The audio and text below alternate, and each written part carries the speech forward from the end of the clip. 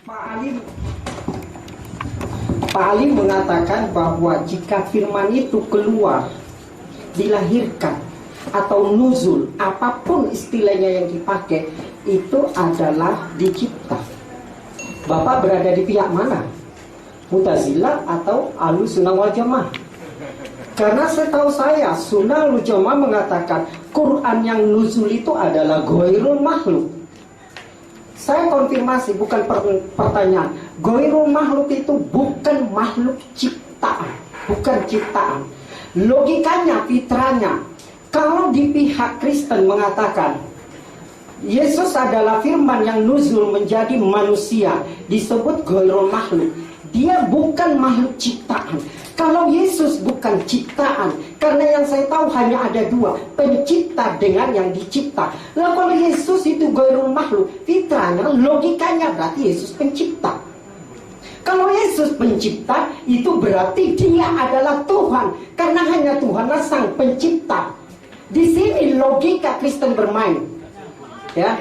Nah, sementara Islam di dalam Ahlussunnah wal Jamaah mengatakan bahwa firman yang nuzul menjadi kitab itu, Quran itu juga ghairul makhluk. Kalau saudara kami orang Islam sanggup mengatakan bahwa firman yang nuzul menjadi kitab itu, Quran itu adalah ghairul makhluk, bukan makhluk, berarti apa? Jadi di posisi mana Pak Ali? Itu saja yang saya pertanyakan. Terima kasih dan tanggapan saya begitu. Ya, oke, terima kasih Bapak Ali. Ya, Pak Ali, garis besarnya saudara Anda saudara Pak Ali ini dalam posisi mana? Orang Ahlussunnah wal Jamaah atau orang-orangan gitu? Seakan-akan saat ini Ustaz Habib minta penjelasan karena apa yang tadi Ustaz Ali sampaikan dalam waktu 10 menit itu dianggapnya tidak begitu jelas gitu loh. Mau dibawa ke arah mana Al-Quran ini gitu loh. Pandangan siapa, madhabnya siapa saudara ini. Monggo Ustaz Ali. Iya. Mungkin satu aja yang ingin saya tanyakan supaya pertanyaan dari hati saudara kita yang terkasih Ustaz Ali dapat terjawab. Ustaz Ali ini dalam posisi mana? Jadi itu yang jadi pertanyaan beliau. Apakah dalam posisi orang Ahlussunnah wal Jamaah atau bagaimana? Nah itu yang jadi pertanyaan beliau. Begitu ya Ustaz Abi ya? Gitu. Nah begitu loh, supaya nanti bisa puas. Sekarang coba lihat. Kalau saya katakan Isa tidak sama dengan Quran, ya, berarti posisinya saya di mana? Muslim. Dan Ahlussunnah pun mengakui. Iya. Iya kan? Jadi Anda nggak bisa menggunakan dalil Ahlussunnah ini Mu'tazilah, tidak bisa. Karena semua apakah Mu'tazilah, apakah Ahlussunnah. Jadi Ahlussunnah dan Mu'tazilah sepakat bahwa Quran tidak sebanding dengan Isa. Kalau disandingkan dengan Isa, berarti ya Ahlussunnah. Berarti posisinya Pak Ali tidak akan mengatakan itu. Pokoknya posisinya Pak Ali adalah seorang Muslim. Ya, posisi begitu. Ya, Lalu kemudian Bapak mengatakan sekarang bahwa Bapak itu sebagai orang Islam. Yang saya tahu dalam ilmu kalamnya orang Islam ada dua kelompok, Mu'tazilah sama. Saya mohon supaya tidak ada tanggapan dulu. Tanggapan disimpan supaya nanti ditanya jawab. Ya, biarkan saja Yang saya tahu, kalau saya salah, tolong dibenarkan. Jadi jangan, semua di sini orang-orang yang berpendidikan loh Pak, ya maaf ya. Jadi yang saya tahu ya, itu adalah ilmu kalam di kelompok Mu'tazilah atau Ahlussunnah wal Jamaah. Dan Mu'tazilah mengatakan itu makhluk, Ahlussunnah mengatakan itu adalah ghairul makhluk. Jadi pertanyaan saya, Bapak Islam yang mana posisinya? Cuma itu aja kok, nggak macam-macam. Jadi supaya saya tahu bisa memahami Islam yang mayoritas dengan Islamnya Bapak ini, supaya saya juga jangan salah menginformasikannya pada saudara-saudara saya yang Kristen. Ya, oke. Itu maksud saya. Oke. Makasih. Baik Ya. begini. Supaya Ustadz dan Habib Alham jelas, Mu'tazilah dan Ahlussunnah itu hanya dalam konteks terminologi apa itu Quran. Iya. Kalau yang dimaksud oleh Mu'tazilah, Quran dalam arti nama Quran yang sudah tertulis ini itu makhluk yang tertulis. Tapi yang dimaksud dengan Quran hakikinya adalah yang disabdakan itu yang tidak. Jadi Anda jangan mengkacaukan kita semua yang ada di sini seakan-akan Mu'tazilah harus dihantam menganggap bahwa itu adalah makhluk. Dan harus diakui bahwa ini adalah problem memahami antara firman yang tetap melekat pada diri Allah Subhanahu wa taala dengan firman yang menjadi manusia. Interupsi. Sudah jelas di situ. Pak Pak Ali, saya bawa buku Syekh Al-Albani. Kalau Asyarastani itu mengelompokkan bidat-bidat. Syekh Al-Albani mengatakan Asyariyah itu bid'ah, Mu'tazilah itu bid'ah, Maturidiyah itu bid'ah, ilmu kalam itu bid'ah. Nanti saya jawab. Nah ini gimana? Ya, nanti Artinya sebentar. di dalam masalah teologi itu tidak semudah kita mengucapkan syahadat. Tapi yang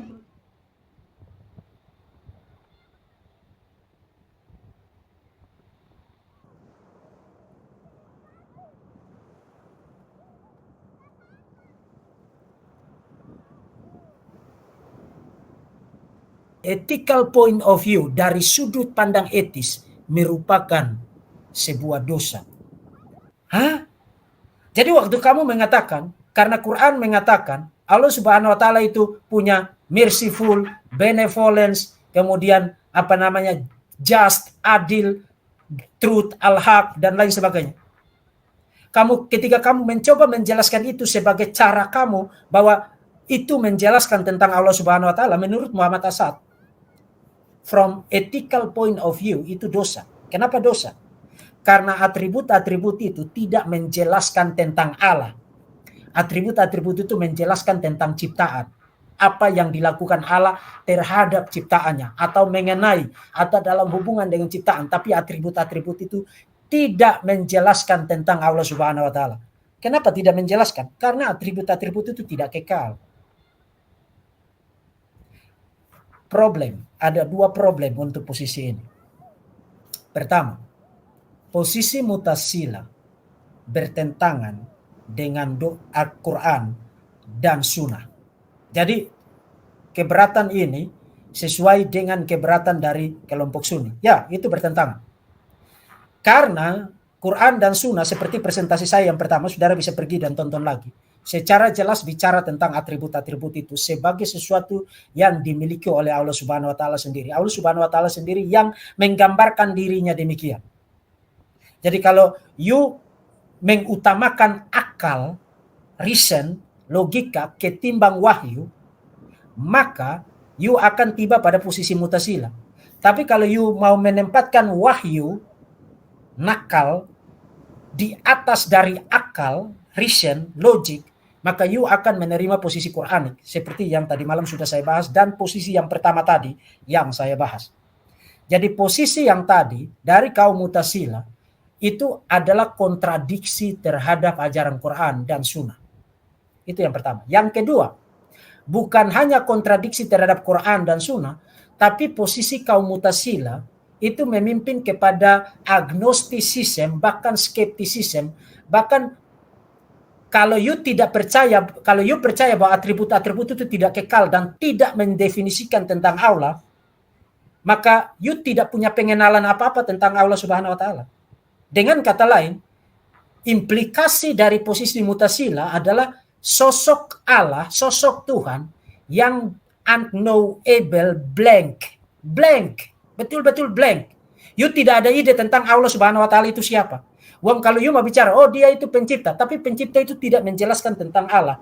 Itu hanya menjelaskan tentang kenapa dunia ini jadi. Kalau you bilang Allah Subhanahu wa taala itu punya kemurahan, generous, benevolence, just, truth, itu tidak menjelaskan tentang dia, itu menjelaskan tentang apa yang dilakukan Allah Subhanahu wa taala di dalam ciptaan. Jadi posisi Mu'tazilah adalah posisi yang absurd. Kenapa absurd? Karena menghasilkan sosok Allah Subhanahu wa taala yang blank. Yang tidak dapat dikenal, totally blank. Dan in case kalau you tidak percaya, ini adalah tanggapan dari seorang teolog Atarian Ini adalah tanggapan dari seorang teolog Atarian, bukan. Saudara sudah lihat di screen sekarang? Ini adalah posisi tanggapan dari seorang teolog Atarian bernama Imam Ibn Al-Qayyim. Muslim tahu namanya. Ini Big Daddies di dalam sejarah Islami. The anthropomorphist worship an idol and the negator di sini adalah kaum Mutazilah of the divine attribute, artinya mereka yang menolak atribut-atribut ilahi, worships Adam, lalu dalam kurung nothingness. Jadi posisi Mutazilah itu memimpin kepada sosok Tuhan yang nothingness, emptiness, kosong, blank. Makanya saya tadi kasih judul di slide saya tadi, the unknowable blank. Saudara lihat di screen saya sekarang. Jadi Tuhannya kaum Mutazilah adalah Tuhan yang tidak dapat dikenal dan blank, emptiness, kosong. Karena you sama sekali tidak kenal apa-apa tentang dia. Karena atribut-atributnya, you kenal Tuhan bukan hanya kalau di dalam posisi Kristen, you kenal Tuhan bukan hanya karena atribut-atribut, tapi Tuhan menyingkapkan dirinya, self-revelation. Nah, di dalam teologi Islam mereka tidak percaya Tuhan menyatakan dirinya. Tetapi you bisa kenal Allah Subhanahu wa taala melalui atribut-atributnya. Itu kalau you ada di posisi tradisionalis.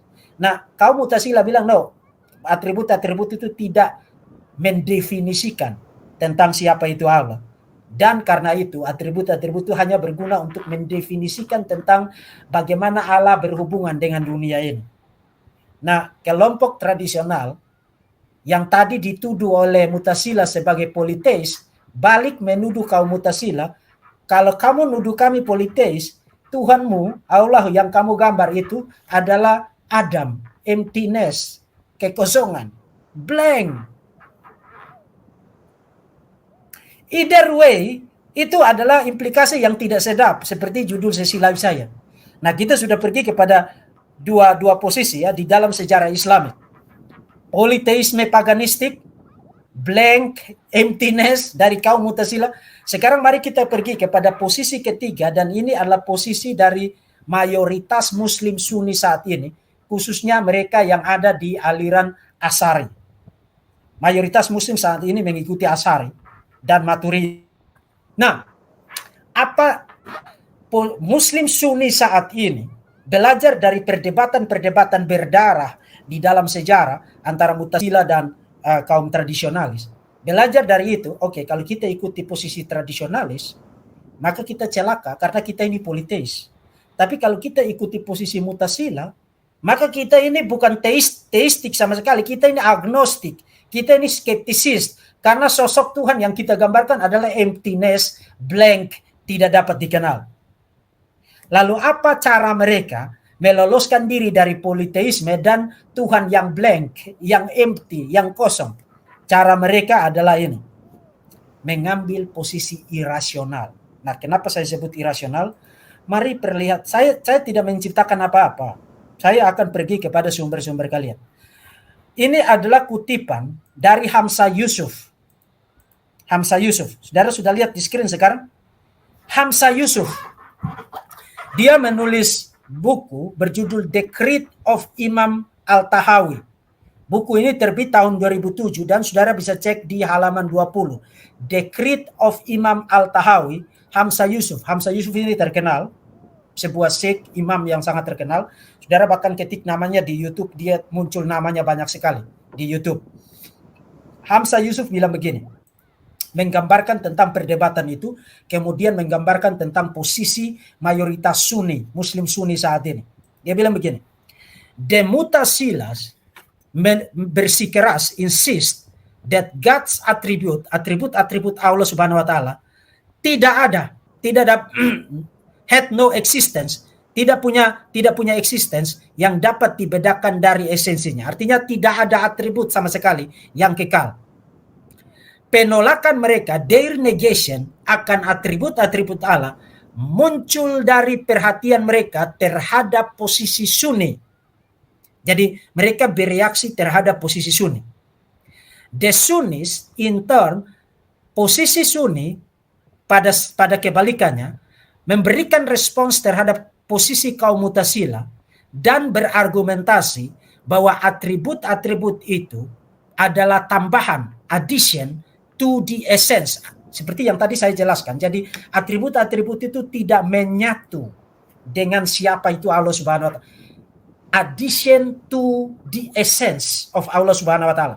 Jadi ada Allah Subhanahu wa taala, ada atribut-atribut yang banyak-banyak itu, tapi sama-sama kekal. Itu posisi Sunni modern saat ini. Addition to the essence in such a way as to be neither the essence nor other than the essence. This was a supra-rational attempt at avoiding the polytheism, seperti yang tadi saya bilang, mereka berupaya menghindari polytheisme, of which the Mu'tazilah accuse them. Ada beberapa komentar penting untuk kutipan ini. Pertama, seperti tadi saya bilang, posisi tradisional dari Wahabi, Salafi, Hanbali, Atari itu memimpin kepada politeisme. Itu yang pertama. Dan itu diakui oleh Hamzah Yusuf. Kedua, karena memimpin posisi tradisional, memimpin kepada politeisme, muncullah kaum Mu'tazilah. No, kita tidak boleh politeis. Kita ini monoteis. Tetapi hasil dari posisi Mu'tazilah adalah yang blank. Kamu tidak kenal dia itu siapa. Emptiness, kekosongan. Seperti Imam Al-Qayyim tadi bilang. The negators of the attributes worship emptiness. Para penolak atribut-atribut kaum Mu'tazilah menyembah kekosongan. Itu komentar mereka sendiri. Nah, belajar dari diskusi antara dua kelompok ini, kaum tradisionalis, kaum Mu'tazilah, muncullah kaum Asy'ari. Posisi dari Sunni Muslim sekarang. Nah, saya tidak tahu Gus Betik ada di posisi yang mana dari tiga posisi ini. Tapi pasti ada di salah satunya. Posisi Sunni modern saat ini mayoritas percaya bahwa atribut-atribut itu bukan esensi. Mari kita baca aja kata-kata langsung dari Hamzah Yusuf supaya kita tidak. Neither the essence, bukan esensi, bukan pula lain dari essence. Neither the essence nor other than the essence. Saudara lihat kenapa saya kasih judul posisi tengah dari mayoritas Muslim Sunni saat ini sebagai posisi absurd dan irasional. Kenapa? Neither the essence nor other than the essence. Itu tidak logis, itu irasional, itu absurd. Itu adalah excluded middle fallacy, kesalahan logika formal. Karena begini, itu kontradiksi logis yang formal. You tidak bisa menyangkali itu. Karena begini, di dalam hukum logika ada 3 hukum logika formal. Hukum non-kontradiksi, hukum identitas, dan excluded middle. Artinya sesuatu itu tidak bisa ada di tengah antara afirmasi dan negasinya.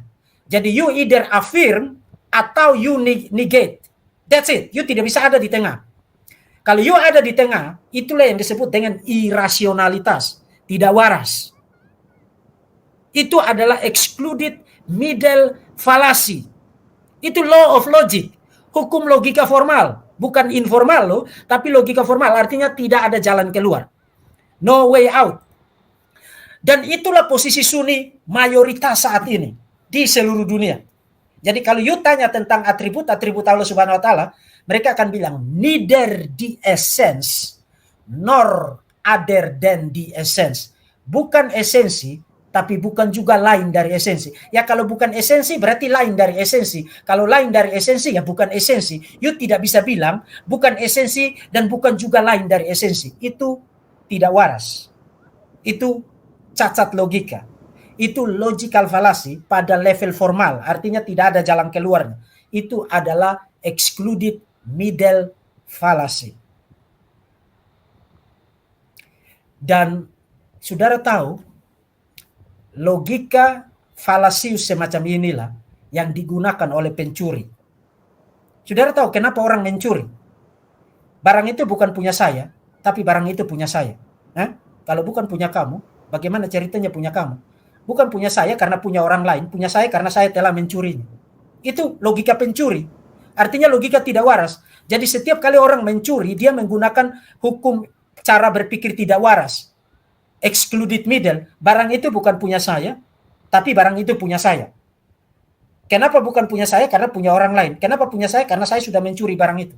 Itu logika pencuri, logika kriminal, dan logika inilah yang digunakan oleh Muslims untuk menghindar dari politeisme posisi tradisionalis, dari emptiness kekosongan posisi mutasila.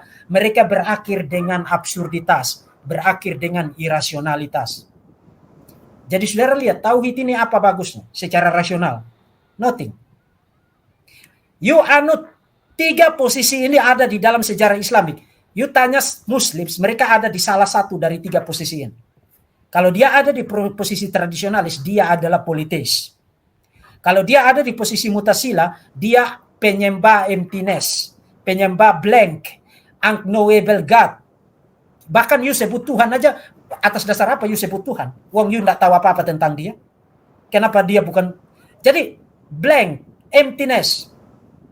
Seperti Imam Al-Qayyim bilang tadi, kalau you ada di posisi mayoritas Sunni saat ini, posisimu mengenai tauhid dalam kaitan dengan atribut-atribut metafisikal Allah adalah posisi irasional. Itu logical fallacy.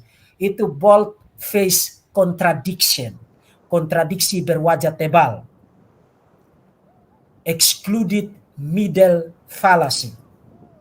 Saudara tahu kenapa orang-orang ini tidak mau ada dengan saya di dalam perdebatan? Karena you mau anut posisi manapun mengenai tauhid, you akan berakhir dengan implikasi yang tidak sedap. Seperti yang saya katakan kepada saudara. Nah, mari kita pergi kepada kesimpulan untuk mengakhiri sesi live ini. Karena ini sudah 1 jam lebih.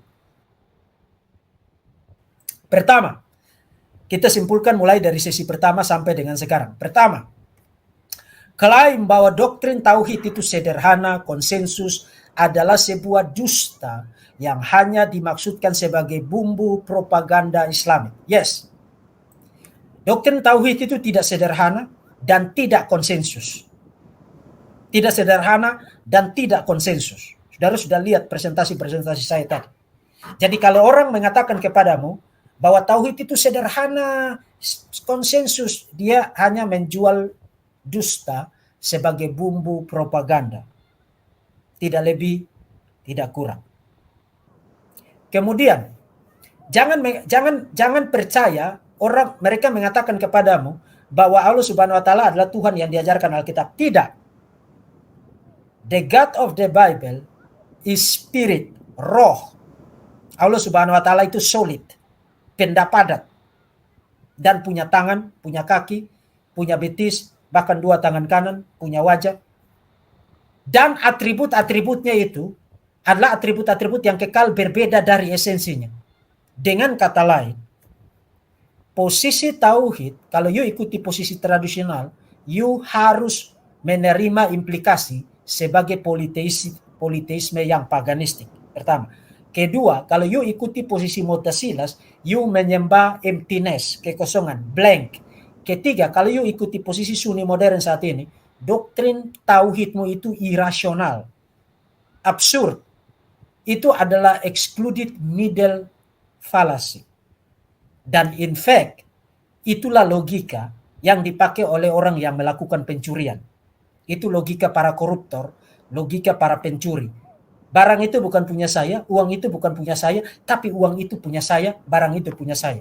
Itu logika pencuri. Excluded middle fallacy.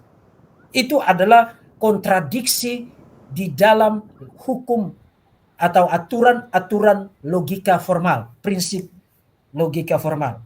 Dan you tidak bisa melepaskan diri dari either way dari 3 posisi itu sama-sama adalah implikasi yang tidak sedap.